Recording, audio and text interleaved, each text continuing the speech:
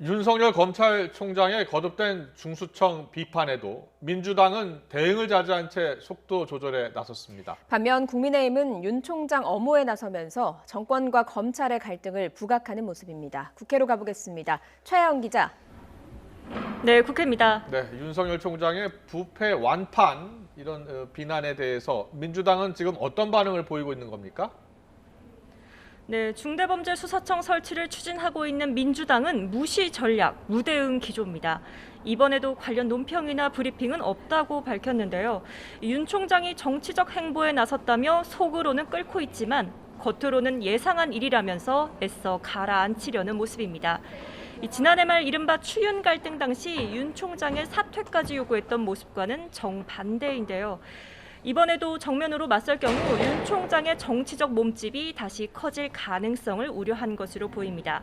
또 재보궐선거를 한 달여 앞두고 검찰개혁 문제가 선거판을 흔들까 몸을 사리려는 기색도 역력합니다. 이런 분위기를 보여주듯 공식 당 회의에서는 윤 총장에 대한 언급은 한마디도 없었습니다. 대신 회의 뒤 기자들 질문에 우회적인 답변만 내놨습니다. 특별히 할 말이 없습니다. 검찰 개혁에 관한 의견이라면 법무부를 통해서 말씀 주시는 것이 더 일반적이었겠다 이렇게 생각합니다. 다만 정세균 국무총리는 윤 총장이 자중해야 한다며 국민을 선동하는 행태가 유감스럽다고 강하게 비판했습니다.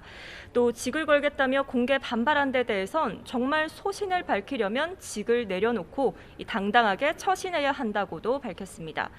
공개 대응을 자제한 민주당은 중수청 설치에도 속도 조절에 나섰습니다. 이르면 이번 주에 법안을 낼 예정이었지만 시간을 정해놓은 건 아니라며 충분한 의견 수렴을 거치겠다고 밝혔는데요. 당 안팎에서 이견이 있는 만큼 의원총회와 당정 협의, 공청회 등 절차를 거치겠다는 겁니다.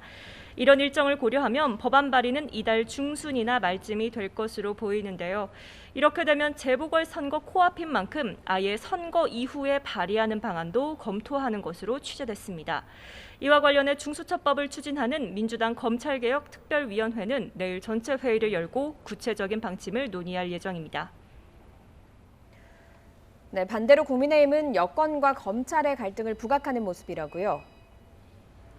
네, 국민의힘은 이번 사태가 정권과 검찰의 갈등이 임계점에 도달했음을 보여주는 조짐이라고 꼬집었습니다. 윤 총장과 정면 충돌을 피하려는 민주당의 일침을 날린 셈인데요. 또 정치적 행보라는 여권 지적에 대해서도 윤 총장을 두둔하며 지원 사격에 나섰습니다. 들어보시죠. 그것이 어떻게 해서 정치적인 행보입니까? 권력이 중수청을 만들겠다고 작심하고 도발하는 데 대해서 말하지 않는다면 오히려 그것은 검찰총장의 직무유기이죠. 또 민주당이 추진하는 중대범죄수사청에 대해서도 검찰 수사를 피하기 위한 의도라며 의구심을 내보였습니다.